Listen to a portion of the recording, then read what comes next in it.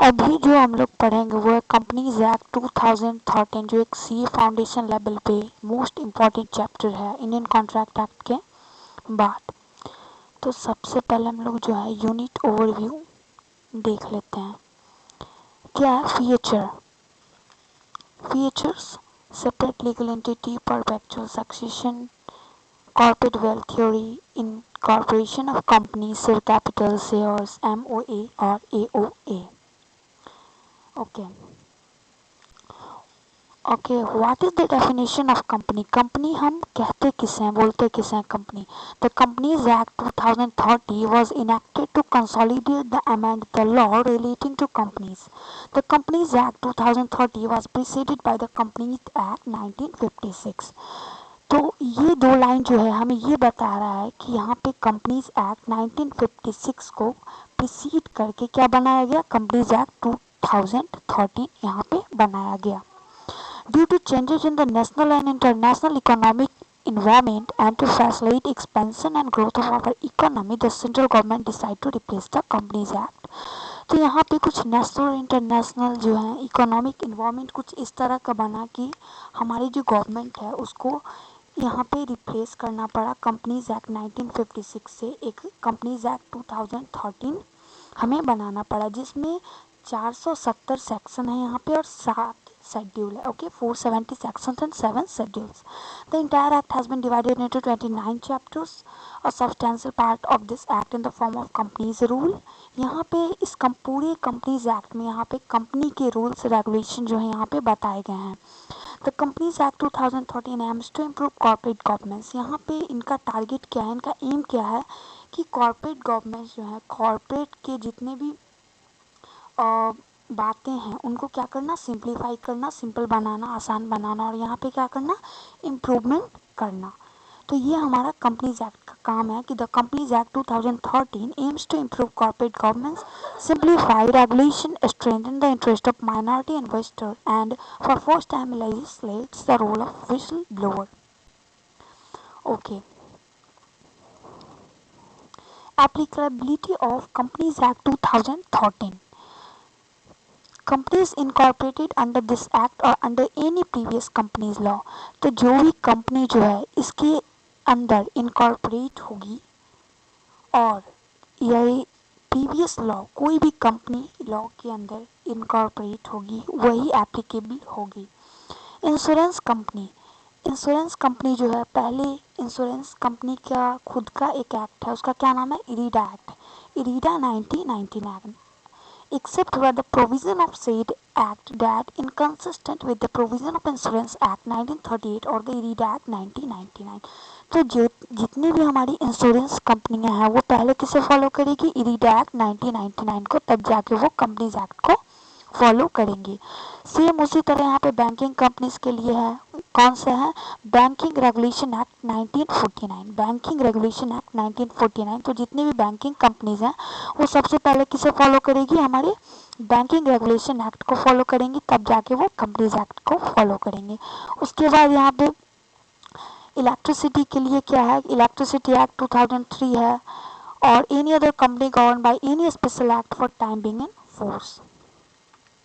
उसके बाद क्या है? अभी जो हम चैप्टर पढ़ रहे हैं वो किस बारे में पढ़ रहे हैं? हम लोग कंपनी के बारे में पढ़ रहे हैं। तो यहाँ पे सबसे ज़्यादा इम्पोर्टेंट बात ये है कि कंपनी होता क्या है, कंपनी हम कहते हैं किसे, और क्या क्या उसके इम्पोर्टेंट फीचर हैं। Meaning, according to chief justice Marshall, यहाँ पे चीफ जस्टिस मार्शल ने है उन्होंने बताया है कंपनी का डेफिनेशन, वो क्या है? A corporate is an artificial being, invisible, intangible, existing only in contemplation of law.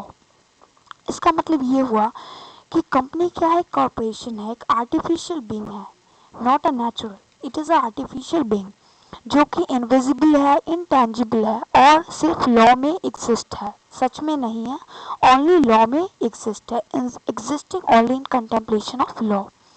उसके बाद क्या है? Being a mayor creation of law, ये इसे किसने क्रिएट किया? लॉ ने क्रिएट किया।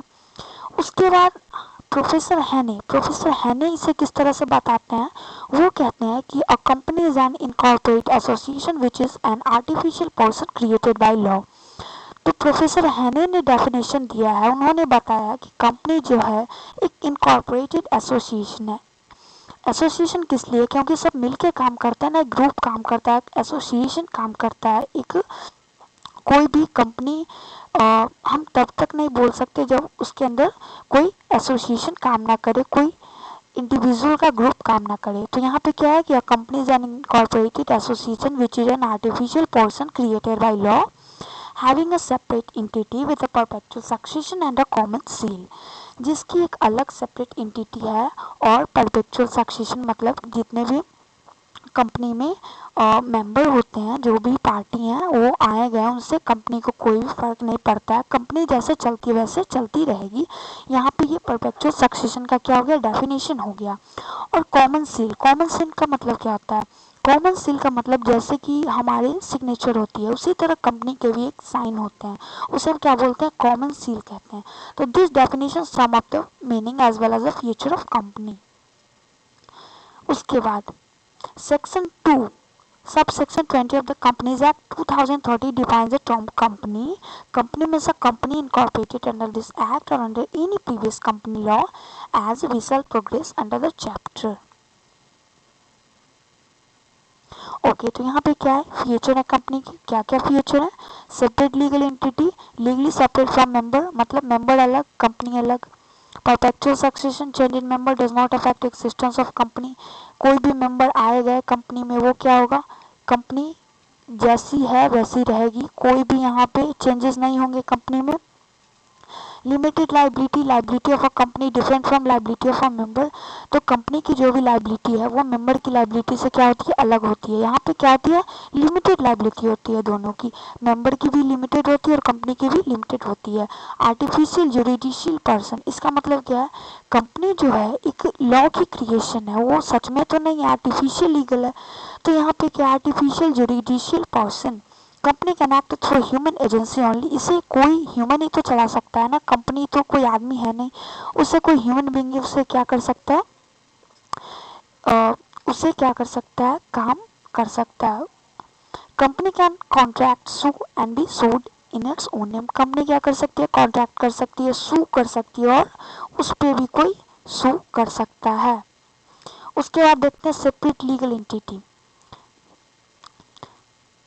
There are distinctive features between the different forms of organization and most striking feature in a company. In other words, when a company is registered, it is clothed with a legal personality. It have almost the same right and power as human being. तो separate legal entity मतलब क्या होता है कि company जो है एक registered law में, और जब इसे लीगल पर्सनालिटी और मिलता है तब इसे क्या होता है, जितने भी ह्यूमन पावर होती है, जितने भी ह्यूमन राइट्स होते हैं सभी कंपनी को दिए जाते हैं। Okay, it is at law a person which is different from subscriber to the memorandum of association, its personality is distinct and separate from the personality those who compose it. Even member can contract with company, acquire right, ingest it or incur liability to it. तो जो भी बातें हमने ऊपर समझी हैं same वही है, लेकिन ये सिर्फ डिटेल में दिया गया है बातों को समझने के लिए। उसके बाद है परपेचुअल सक्सेशन। तो मेंबर जो होते हैं हमारी कंपनी से, मेंबर क्या होते हैं, अलग होते हैं, मेंबर की अलग लिमिट होती है और कंपनी की अलग होती है। मेंबर में डाई और चेंज पर the company goes and till it want up, अगर कोई भी मेंबर का अगर डेथ हो जाता है या कोई भी मेंबर कंपनी छोड़ के चला जाता है या कोई भी मेंबर रिटायर हो जाता है तब भी कंपनी में कोई भी चेंजेस नहीं आएंगे, कंपनी जैसी है वैसे चलती रहेगी। तो इसे हम क्या बोलेंगे, परपेचुअल सक्सेशन बोलेंगे। उसके बाद है लिमिटेड लाइबिलिटी। तो the liability of member depend upon the kind of company which is a member. तो मेंबर की जो लाइबिलिटी होती है ये किस बात पे निर्भर करता है कि किस तरह की कंपनी में वो है, वो या तो वो लिमिटेड कंपनी में है, अनलिमिटेड कंपनी में है या कोई गवर्नमेंट कंपनी में है। तो ये लिमिटेड लाइबिलिटी जो है, the liability of member depend upon the kind of company of which is a member. We know that company separate legal identity which is distinct from its member. Artificial legal person, common seal, a company being an artificial person is not bestowed with the body of natural being, therefore it works through the agency of human being. Common seal is the official signature of company. Common seal क्या है? Company का official sign होता है। जैसे human का sign होता है वैसे ही कंपनी का भी साइन होता है, जिसे हम कॉमन सील कहते हैं। उसके बाद कॉर्पोरेट वेल्थ थ्योरी, ये सबसे इंपॉर्टेंट बात है पूरी चैप्टर में।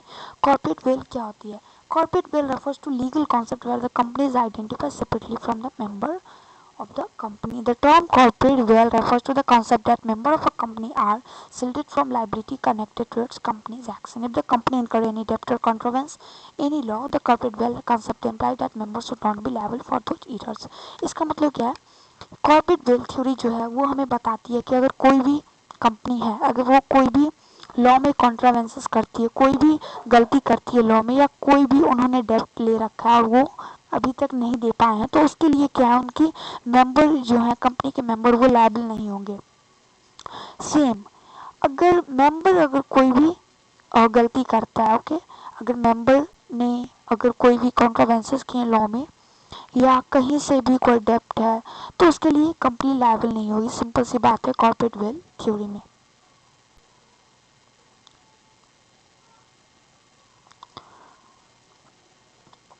ओके, नेक्स्ट का जो है हम लोग और नेक्स्ट वीडियो में आगे का पढ़ेंगे, क्योंकि वीडियो लंबा होता जा रहा है। तो so thank you friends and keep watching. I hope कि आप लोगों को समझ आया होगा। Thanks a lot for watching.